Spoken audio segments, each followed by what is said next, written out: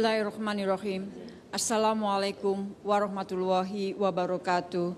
Salam sejahtera bagi kita semua. Om Swastiastu, Namo Buddhaya, salam kebajikan.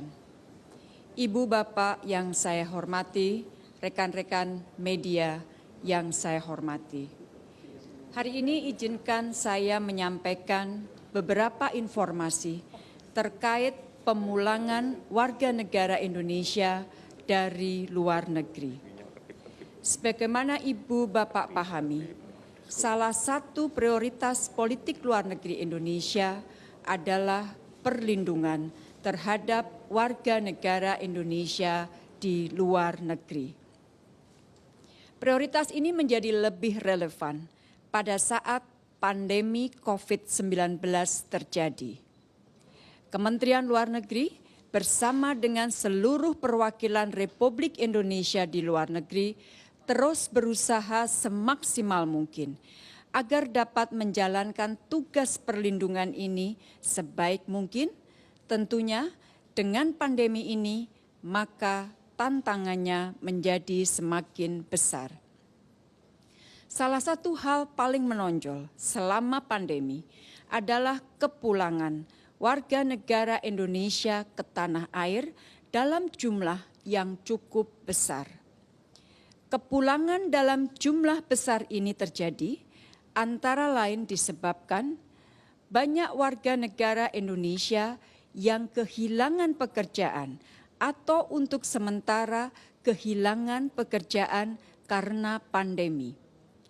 Telah habis masa kontrak kerja dan tidak diperpanjang lagi. Pelajar dan mahasiswa yang telah menyelesaikan studinya dan WNI yang telah habis masa tinggalnya dan tidak diperpanjang lagi. Bapak Presiden dalam rapat terbatas tadi pagi kembali memberikan arahan agar protokol kesehatan dapat dilakukan secara ketat, secara disiplin dan seragam di semua pintu masuk Indonesia, baik pintu melalui udara, darat maupun laut. Arahan ini beberapa kali ditekankan, tentunya untuk melindungi warga negara Indonesia yang kembali ke tanah air dan untuk melindungi keluarga mereka, masyarakat sekitarnya, serta untuk melindungi Indonesia kita. Pemberlakuan protokol kesehatan ini telah diatur dalam Surat Edaran Menteri Kesehatan nomor 313 tahun 2020. Sekali lagi, kami sangat mengharapkan kiranya semua warga negara Indonesia yang baru tiba dari luar negeri secara disiplin dan ketat dapat menjalankan protokol kesehatan tersebut demi kesehatan Anda, keluarga, dan masyarakat.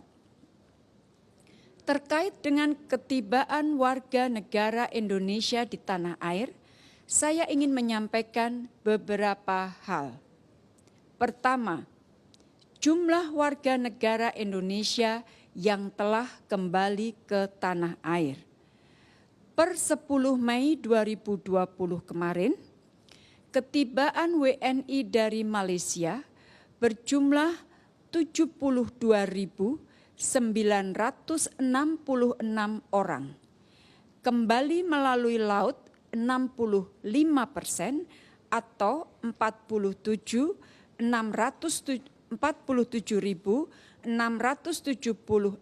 orang, melalui jalur darat sebesar 20% atau 14.681 orang, dan melalui jalur udara 15% atau berjumlah 10.611 orang. Sebagai informasi dapat saya sampaikan bahwa pemerintah Malaysia telah memperpanjang berlakunya Movement Control Order atau MCO dalam bentuk Conditional Movement Control Order atau CMCO yang semula akan berakhir 12 Mei diperpanjang sampai dengan 9 Juni. Pekerja migran Indonesia awak kapal krus atau yang sering kita sebut ABK yang telah tiba di Indonesia per hari kemarin adalah sebanyak 14.244 orang. Mereka kembali melalui jalur udara, yaitu melalui Bandara Soekarno-Hatta dan Ngurah Rai, serta melalui jalur laut, yaitu melalui Pelabuhan Benoa dan Tanjung Priok. Dari Arab Saudi, 3 kali rombongan kepulangan dengan jumlah total kepulangan 992. Dari Kuwait telah mendarat semalam sebanyak 164 WNI. Dari Aljazair, para pekerja dari Wika dan lain-lain dengan total 391 orang. Dari Kairo telah tiba 25 April sebanyak 75 WNI dan masih akan terdapat penambahan untuk Kairo dan Oman sebanyak 333. Hari ini akan tiba WNI kita dari Bangladesh sejumlah 196 WNI. Selain itu, pada hari ini juga akan tiba 567 awak kapal WNI yang bekerja di 3 kapal pesiar melalui pintu masuk Pelabuhan Tanjung Priok dan Bandara Soekarno-Hatta. Sementara itu, Ibu dan Bapak sekalian, dapat kami sampaikan bahwa kepulangan jamaah tabligh WNI dari India sampai sekarang masih terus diupayakan oleh pemerintah. Indonesia akan bekerja sama dengan negara-negara lain yang memiliki jamaah tabligh di India, misalnya Malaysia, Bangladesh, dan beberapa negara lainnya untuk menangani kepulangan jamaah tabligh ini. Hal kedua yang ingin saya sampaikan adalah mengenai data WNI yang terpapar COVID-19 di luar negeri. Hingga kemarin 10 Mei 2020 terdapat 734 kasus yang terpapar COVID-19. 321 masih dalam perawatan, 372 orang telah sembuh, dan 41 telah meninggal dunia. Mereka ini berasal atau tinggal di 33 negara dan teritori dan juga berasal dari 20 kapal pesiar. Seluruh perwakilan Republik Indonesia di luar negeri terus melakukan koordinasi dengan otoritas negara atau teritori setempat guna memastikan semua WNI yang terpapar mendapatkan pelayanan kesehatan yang layak sesuai situasi dan peraturan setempat.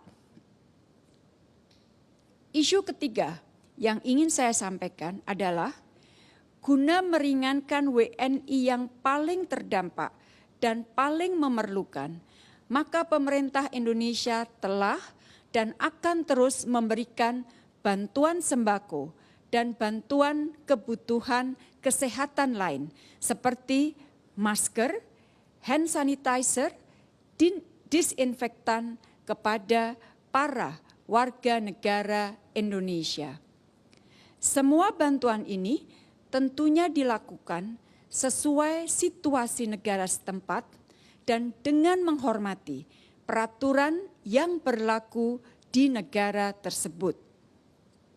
Hingga 10 Mei 2020, sebanyak 375.162 paket sembako dan barang keperluan medis lainnya telah diberikan kepada warga negara Indonesia yang rentan dan sangat membutuhkan. Di Malaysia, 334.369 sembako telah didistribusikan. Kami mengucapkan terima kasih kepada organisasi masyarakat Indonesia di Malaysia yang telah bahu-membahu dengan perwakilan Republik Indonesia di Malaysia dalam penyediaan dan pendistribusian sembako. Di Timur Tengah telah didistribusikan 19.083 paket, wilayah Eropa 3.350, wilayah Asia dan Pasifik tentunya selain Malaysia, yaitu sebesar 5.240, wilayah Amerika 13.015, wilayah Afrika 105. Ibu dan Bapak yang saya hormati, rekan-rekan media, magnitude kasus-kasus perlindungan WNI di luar negeri selama COVID-19 ini memang luar biasa, unprecedented. Pemerintah Republik Indonesia dan seluruh perwakilan Republik Indonesia di luar negeri telah dan akan terus meningkatkan upaya perlindungan WNI semaksimal mungkin. Dalam hal ini, saya sangat mengapresiasi inisiatif berbagai komunitas masyarakat Indonesia di luar negeri untuk bahu-membahu bersama perwakilan Republik Indonesia di luar negeri dalam memberikan bantuan kepada saudara-saudara kita yang paling rentan dan paling terdampak virus COVID-19. Semangat kebersamaan dan gotong royong inilah yang perlu terus kita dorong. Sebagai penutup, izinkan saya sekali lagi menyampaikan. Pertama, pentingnya setiap dari kita untuk terus menghormati protokol kesehatan yang berlaku. Hal ini juga berlaku bagi warga negara Indonesia yang baru tiba di Indonesia. Protokol kesehatan ini sudah diatur dalam surat edaran Menteri Kesehatan nomor 313 tahun 2012. Kedua, sesuai arahan Presiden Republik Indonesia dan guna memudahkan pelaksanaan karantina mandiri, maka gugus tugas akan mempersiapkan buku panduan mengenai pelaksanaan karantina mandiri. Ketiga, penanganan kepulangan WNI dari luar negeri tentunya akan melibatkan daerah. Oleh karena itu, sesuai arahan Wakil Presiden Republik Indonesia, daerah perlu juga disiapkan untuk menerima mereka kembali ke daerah masing-masing. Tentunya koordinasi dan kerjasama antara daerah dengan daerah dan antara daerah dengan pusat menjadi kunci. Demikian yang dapat saya sampaikan perkembangan terkait warga negara Indonesia di luar negeri pada hari ini. Terima kasih atas perhatiannya. Wassalamualaikum warahmatullahi wabarakatuh.